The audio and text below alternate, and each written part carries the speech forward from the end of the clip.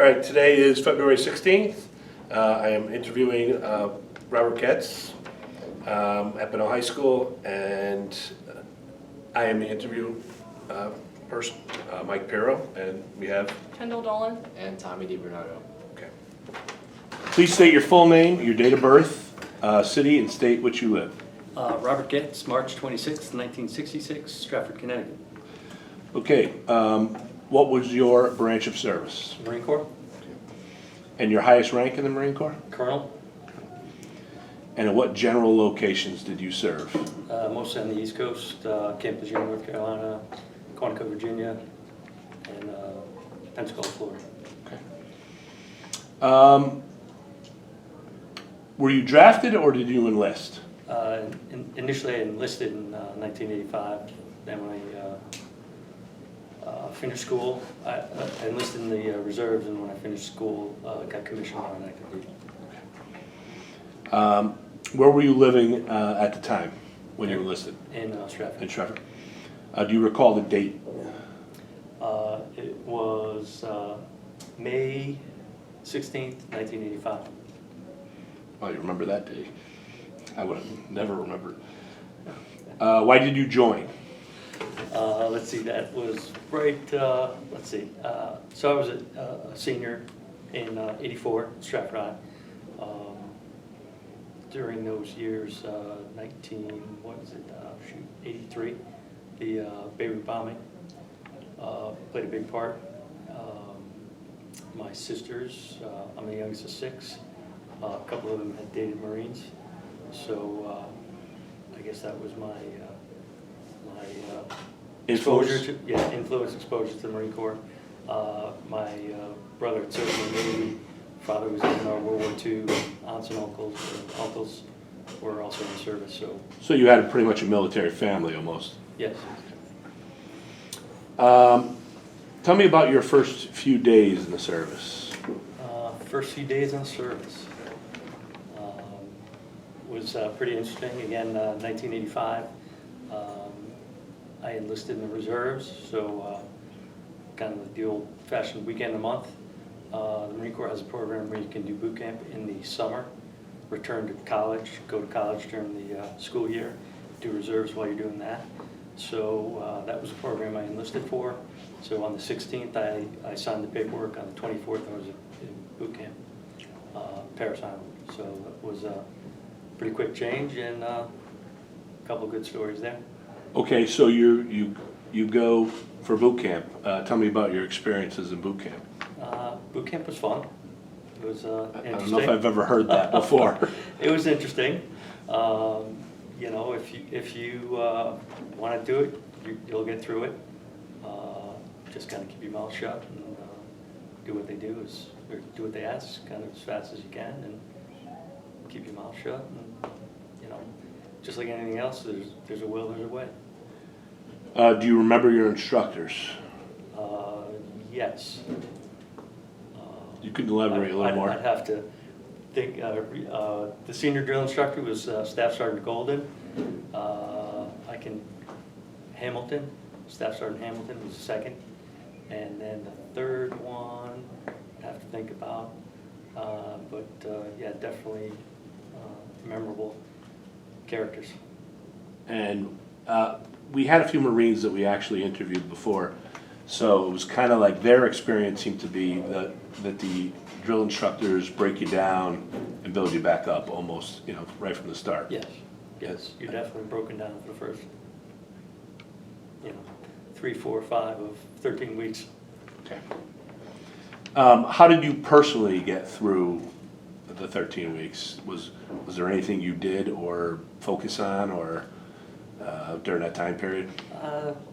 Not particularly, no. Just like I said, try to do what they ask as fast as you could, as best as you could, and try to avoid doing stupid things or stuff they didn't want you to do. Did you ever get caught with any of those, or you tended to I'm stay? sure I got caught. Yeah. I don't necessarily remember, but as long as there was somebody maybe screwing up worse than you didn't have to worry too much about it. Before we move on from boot camp, is there anything that you like to stress about boot camp or a story specifically? I guess a good story of, basically, as you said, they take you from 0 to, ready to go over 13 weeks.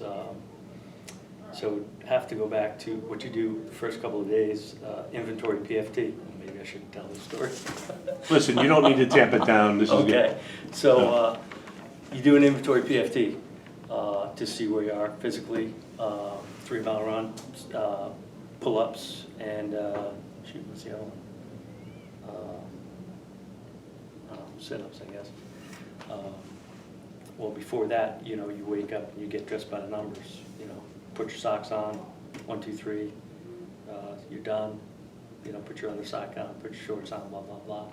So we're doing that, getting dressed by the numbers, and somebody puts their jock strap on backwards.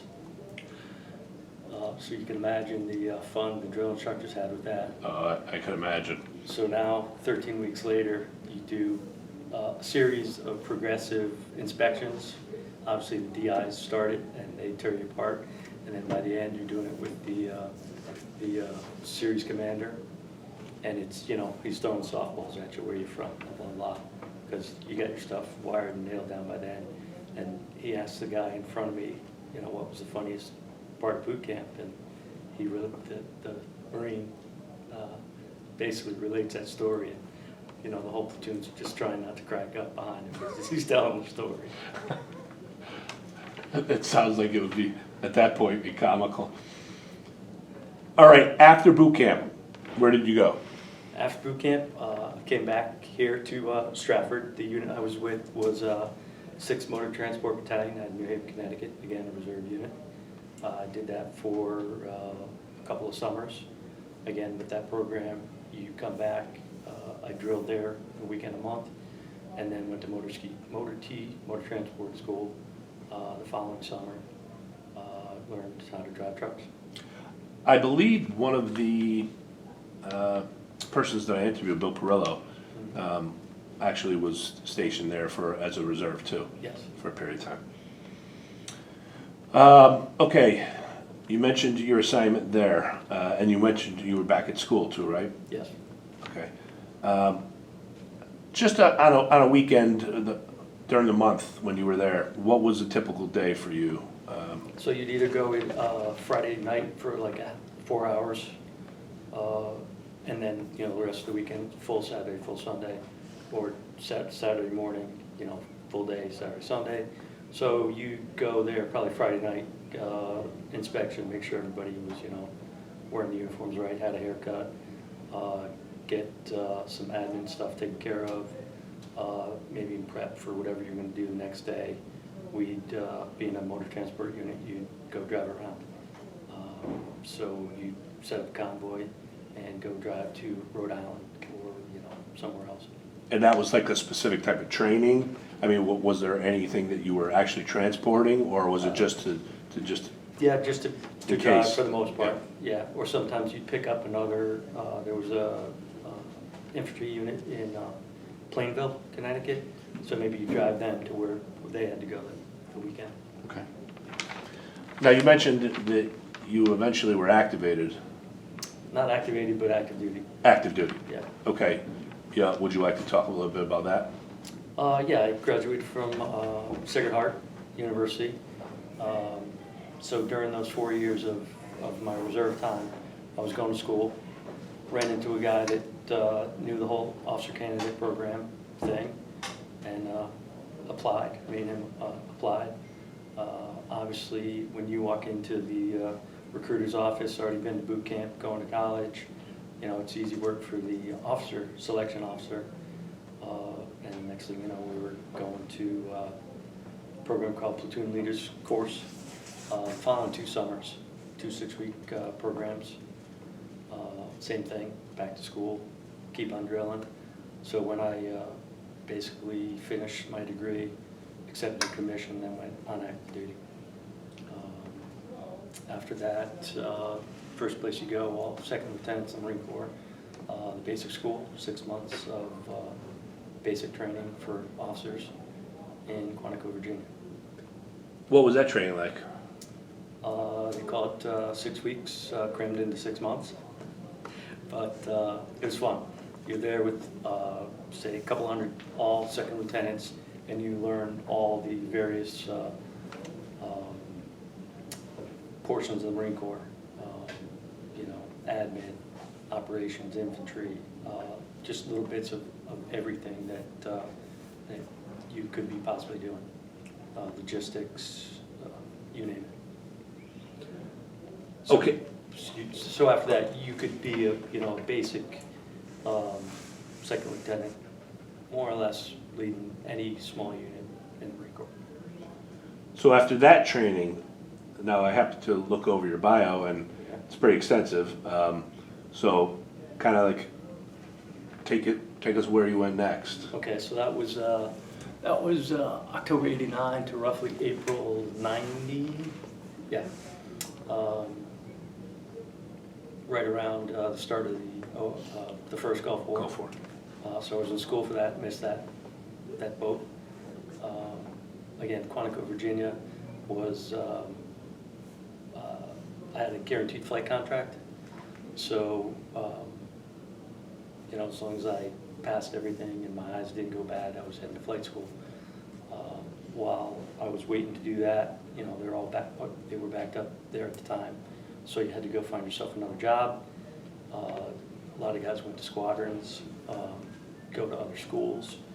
My wife was working for a publisher there, so we wanted to stay there for a little while. So I went to infantry officer course, another 4-month course of how to be a platoon commander for a grunt unit.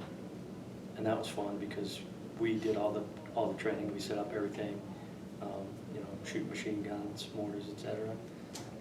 So that was fun. So I killed a few months. You took that on your own? Yeah. Like you Yeah. okay. It was, you had to find something to do, so I did that. After that, went to Jacksonville, Florida. Got stashed in a reserve. At the time, they were flying A4s, jets. So got stashed there for a month or so.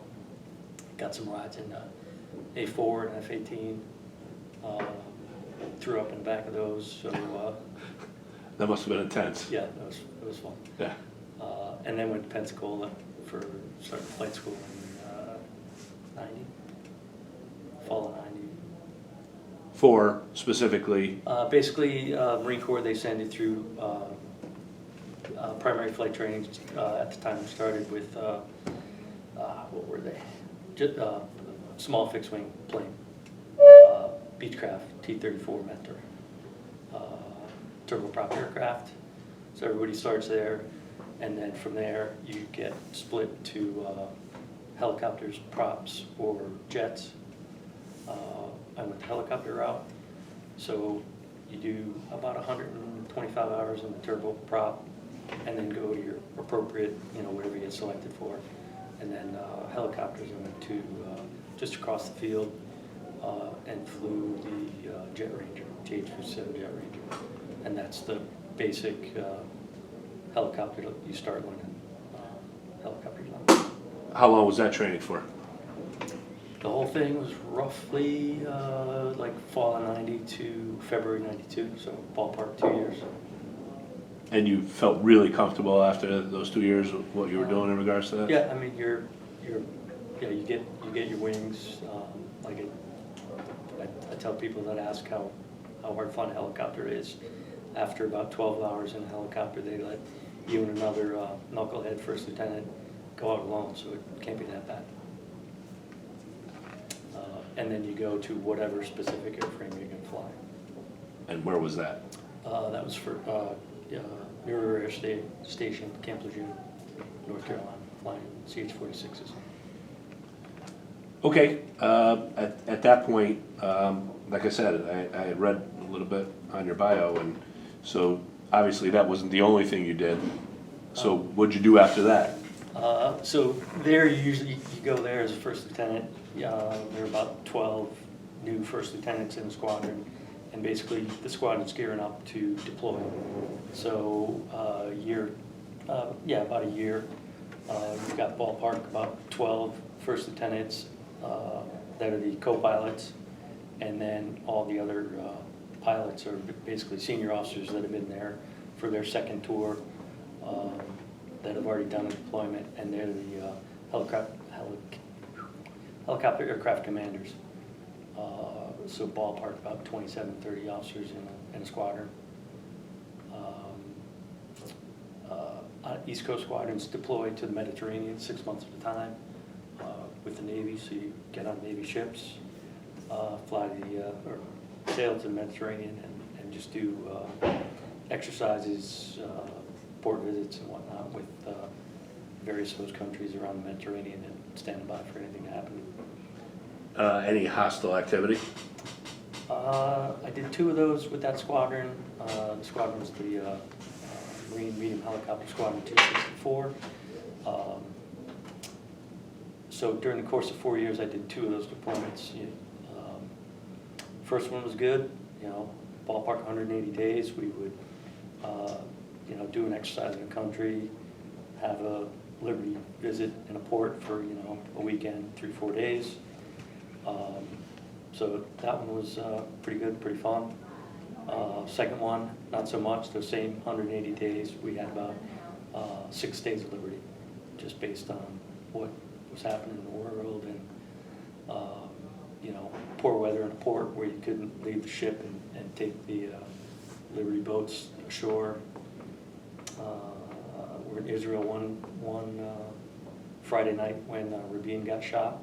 Oh. So they obviously didn't want Marines and sailors out partying when the rest of the world was, the country was in mourning.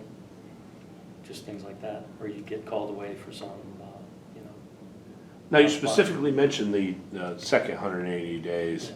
Anything specific that you want to talk about that happened, or is it more just a rough? I know you said you didn't have too many days of liberty, but and it just all depends on what's going on in the world. I think then it was that one 94-ish, 95 time frame.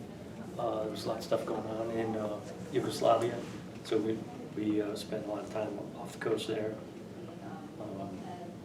The guys that went out either before us or after us did the O'Grady rescue when the Air Force guy was shot down. okay, yep. So you just wait for things like that. Wait for a call. Yeah. All right. From that point, I'm assuming you came back to the States? Back to the States after deployment, and then by then I was the captain, and then you basically go for your next assignment. Which was? Which was just across the squadron, or the airfield to the training squadron that I learned to fly the 46 on. And that's what I did the next couple of 3 years. So that's what you ended up coming back and doing the training. Yep. And then from that point, did you ever go back to the Persian Gulf? I went back to Iraq. And went back to Iraq. As a reserve guy. Much later. Would you like to talk about a little bit about that? I'm going to get to there. All right, so basically after the... When you can sit from the training, yeah. Yeah, from the training squadron instructing, I figured I was going to get out. It was about 8-9 year mark, had 2 kids, knew what the what the next 10, 12 years were going to require being gone. So decided to get off active duty in 98, moved back home, joined the reserve squadron, and flew with the reserve squadron out of Norfolk, Virginia from 98 to 03, 04. Did a school for a year, commanded staff as a reserve bassist, and then went back to the squadron and deployed with them to Iraq their second time around. And what was that like? It was a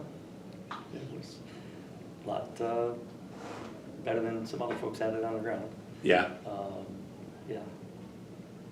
What would be a day like there? A typical day, we had a kind of a 12 on, 12 off day shift, night shift. So the day shift, basically 7 in the morning to 7 o'clock at night. Primarily fixing the aircraft, doing post-maintenance check flights, making sure everything that got fixed was good to go. Handing the birds over for the night shift that we're actually doing more real missions. And then during the day, you'd fly to any more permissive areas, safer areas where you didn't have to worry so much about getting shot or shot at. The night shift was you were doing real missions.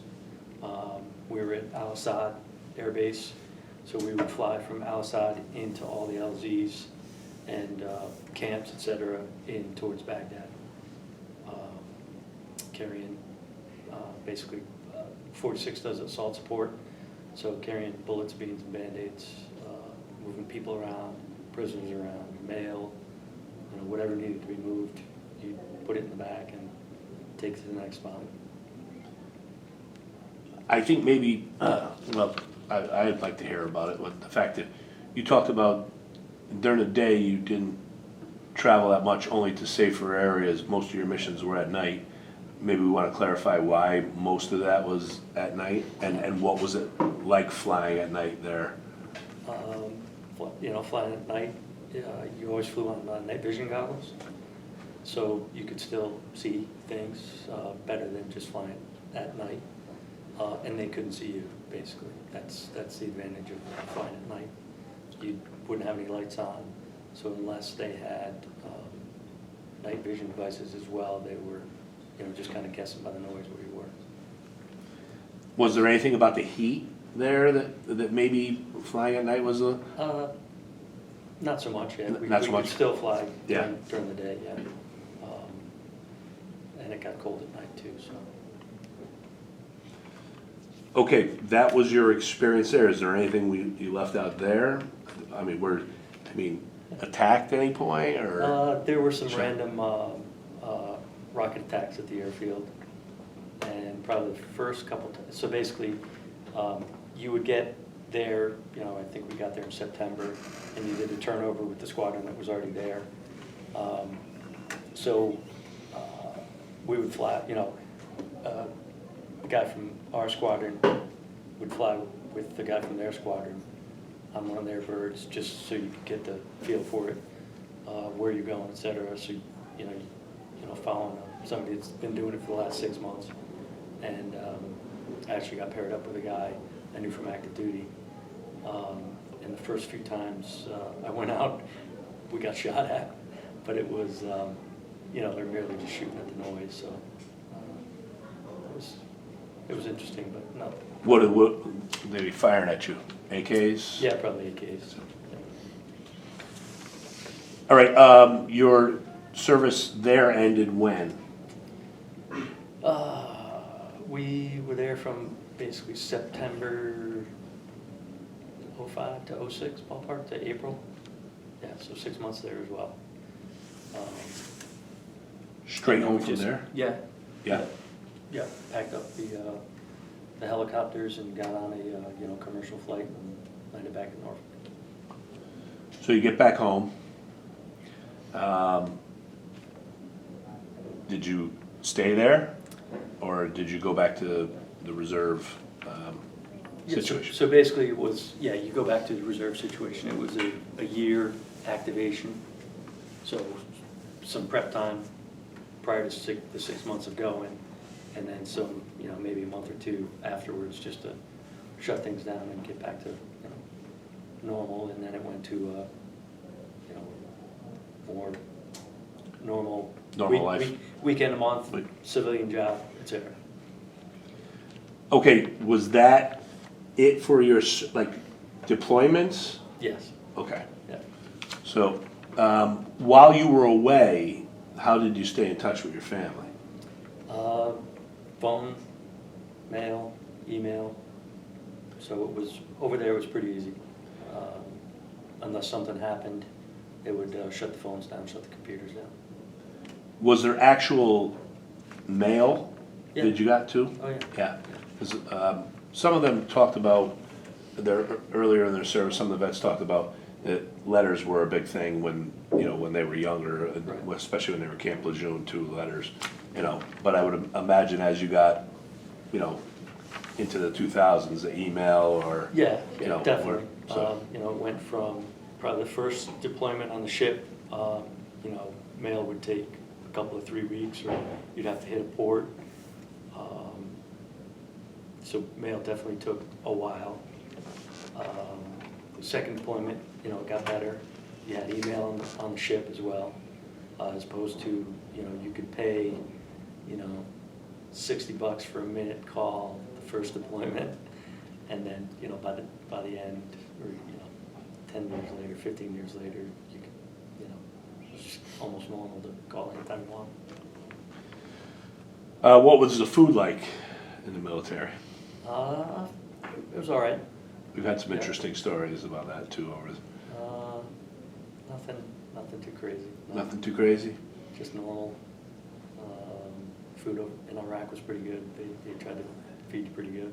Yeah. Yeah, one of the interviews I had said that he put on 30 pounds What in is- Iraq. Yeah. I mean. So they were eating a pound of bacon a day. You didn't have to pay for it. Yeah. Sundays they had steak and lobster, all the ice cream you could eat. Wow. Pretty much. So yeah, you could, and it was open all the time. You'd get back from flying at 3 in the morning and go get something to eat, Nice. and then go to sleep. Did you ever feel any major pressure or stress? And if so, how did you handle it? Not really. I don't think. Usually, sometimes when you get the mission brief for the, for the day's flight, or if you were actually, a lot of times you'd, take the infantry guys to in Iraq. You'd land, by a farm that they thought there was a high value target, maybe a bomb maker or something like that. So you get the intel update during the brief, and sometimes the stuff you heard there was like, oh, this one could be interesting, but once you go out and you're actually flying, it's not. It just you became really- it just became natural. Yeah, it's what you do. Since you were actually a pilot, was there anything you did for good luck before you went on any mission, specifically? Not that I recall. No? No. Okay. No, I mean, we had a good bunch of guys, a lot of experience, both, very senior group by the time we got over there. Guys that flew for airlines, guys that flew helicopters, EMS, police. So we probably had more experience than any active duty squadron over there. Okay. You did mention on a couple of your deployments that you actually went on leave. Was there any memorable places you went to or experiences you had when you were on leave? No, nothing too crazy. No. Any Great- place that great rings out? Great opportunities to see the world. Rome, Jerusalem.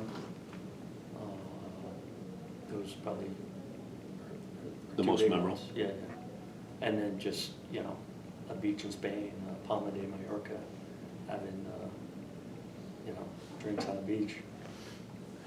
Food in Italy. I could see that being memorable. Yeah. Okay. Do you recall any particular humorous or unusual events? Something that stands out in all, I mean, you served a long time. Yeah, once, so basically doing the Yugoslavian thing, you're always standing by in case somebody got shut down. So they would publish a schedule, just like you would any other day, the flight schedule, and if something happens, this is the pairing, and this is who's going and when. even before something happens. And so there was something going on in Split, Yugoslavia, and one of the senior guys basically tried to bump me off the flight and have him go instead of me. So the flight didn't end up going. So the next day, they basically published the flight schedule with his name in every position on every aircraft. Really? Yeah, and they just busted his chops for the rest of the I'm sure. time. What did you think of your fellow officers and your fellow servicemen? You know, some of the best people I've served with, lived with. The best part is probably seeing those young Marines grow, and the experiences they had was always fun. When we flew from Virginia to California in the summer,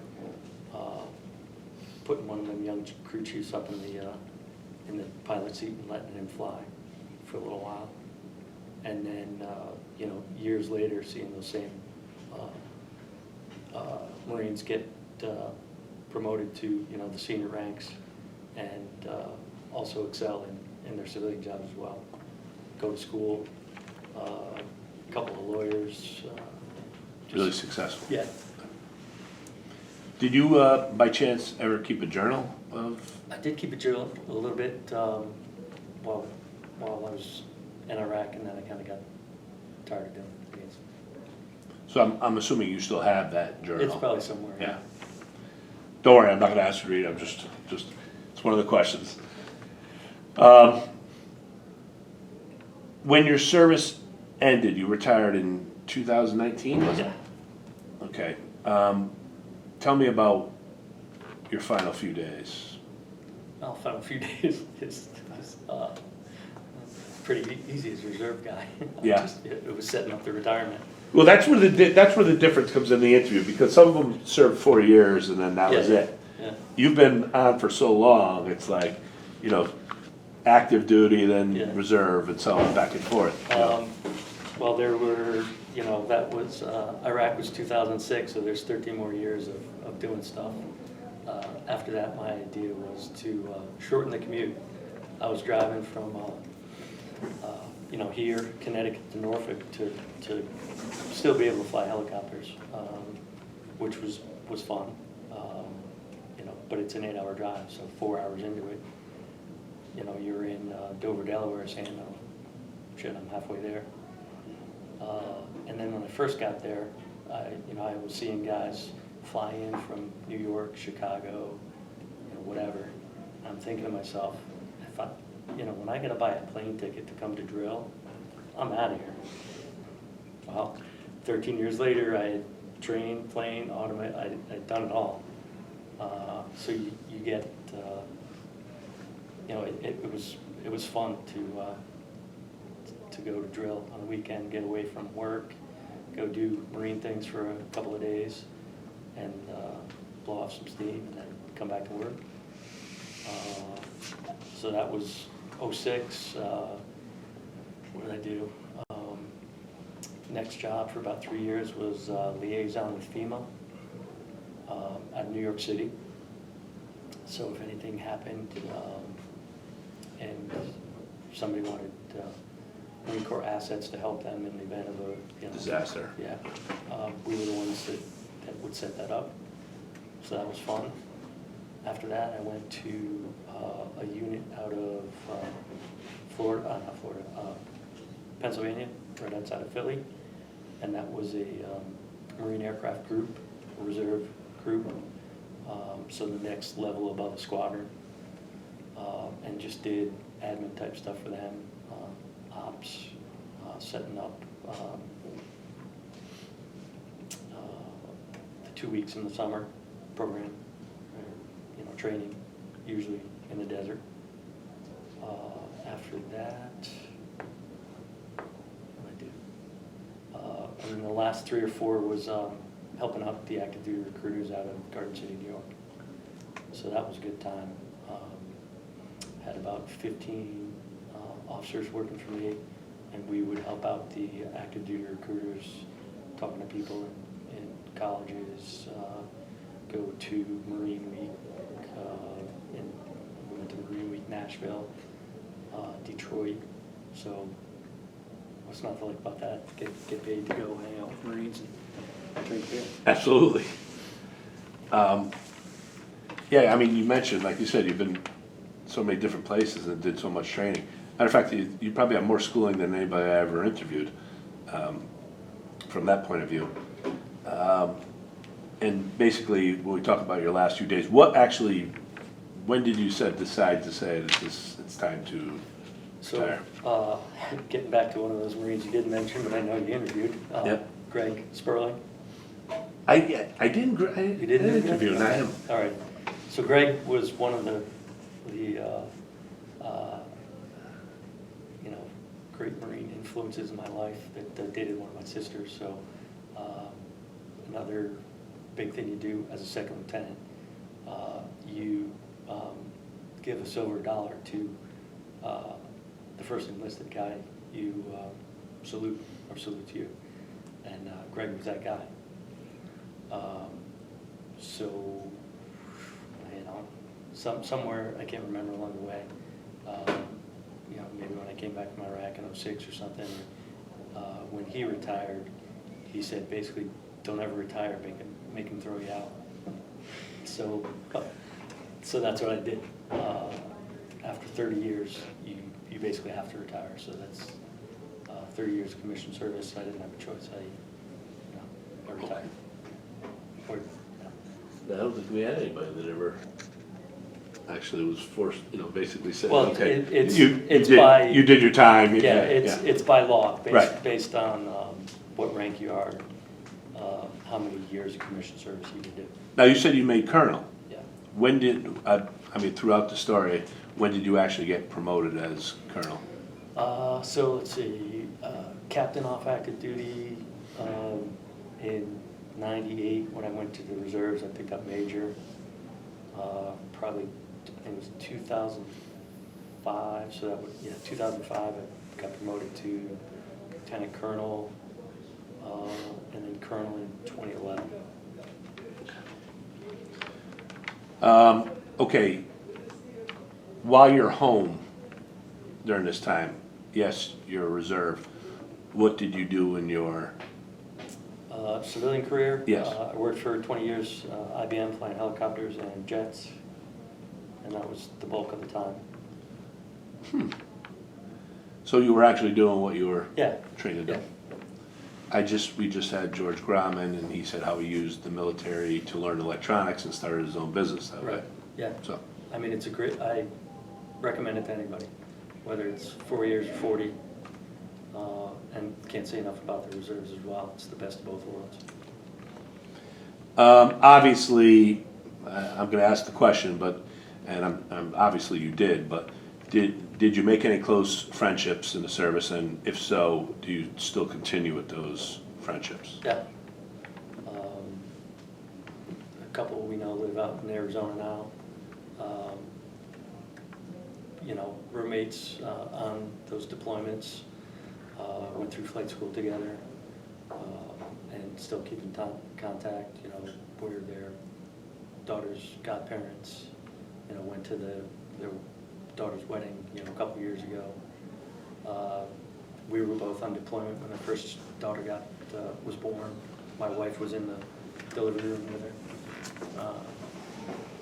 and that's probably the most memorable one. Do you guys have reunions?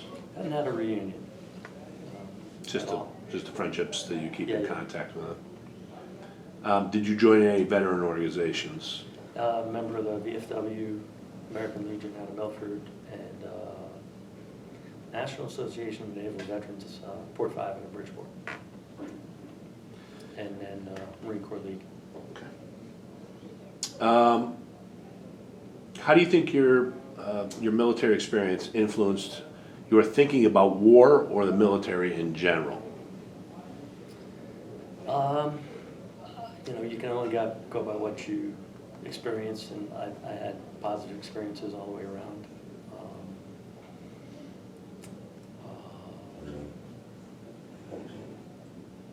as I age, I guess, you know, you question the whole war thing, and Which is a similar response we've heard from others, yeah, how it may have changed over the course of their time. yeah. Maybe not necessarily while I'm doing it, but now, you know, you wonder if the things the government asks you to do are, you know, in the country's best interest sometimes. How do you think the service and the experiences affected your life overall? Great. You know, it was a great opportunity to go places, learn not only, you know, how to fly, but leadership skills. They paid for some of my education. So it's kind of just like everything else, what you get out what you put in. And there's definitely some opportunities to go say as far as you want, or do four, and Or make it your career? yeah, not for everybody, but it worked out for me. Absolutely. Is there anything you'd like to add or that we didn't cover in the interview?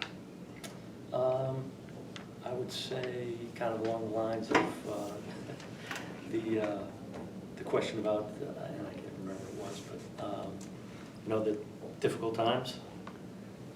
Difficult times were when you go on those deployments, and probably the hardest part is having a child born like 2 weeks prior, and now you're walking away for 6 months. That's gotta be tough. Those are about the hardest times. Yeah, Yeah. and those are the ones that you still remember to this Yeah. day. All right. You know, I'd like to thank you for your time and thank you for your service, first and foremost. And I know they feel the same way. They want to be a part of the program. And I'm glad I had a chance to, honored to interview, actually. And hopefully I'll be able to continue to keep doing this. You know, I try to make time as much as I can and I want to get Craig Sperling in here to interview him as well, but I have a couple others that I still need to do too as well. But thank you for your time, I Yeah, appreciate it. if you need anything from the Veterans Museum, just give us a call.